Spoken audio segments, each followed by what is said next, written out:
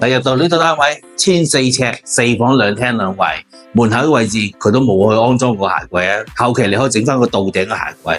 入門口嘅位置3段式嘅光濕分離，裏邊一睇就知道冇人使用過啦。呢間房係第一間房嚟嘅，裏邊嘅空間光線非常之 nice。嚟到呢個大橫廳設計啦，你可以望下呢啲燈嗱，業主一買翻嚟都未入住過啊，叫做燈都未換，成個大橫廳咁嘅空間。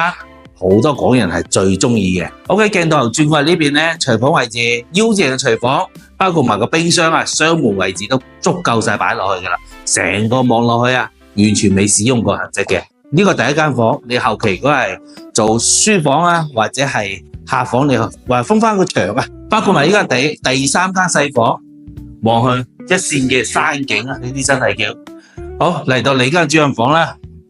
入到嚟個空間套間嚟嘅，空間係足夠使用啦，可以出翻去大露台。裏邊個洗手間都係光濕分離，全部安排好晒。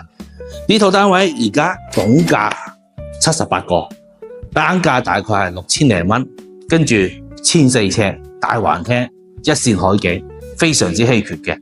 有興趣嘅記得 follow Vicky 我啦，仲有記得十里銀灘呢，交通一樣好方便噶。落樓就有巴士直通蓮塘口岸啊，同埋各大口岸嘅，周邊嘅配套都係非常之完善嘅。想了解嘅記得留言俾我，跟住我發詳細資料俾你。最緊要乜嘢啊？Like 同埋 Subscribe 埋 channel，拜拜。深圳惠州筍盤日日 update，Like 同埋 Subscribe 埋 channel，一齊了解更多筍盤啦。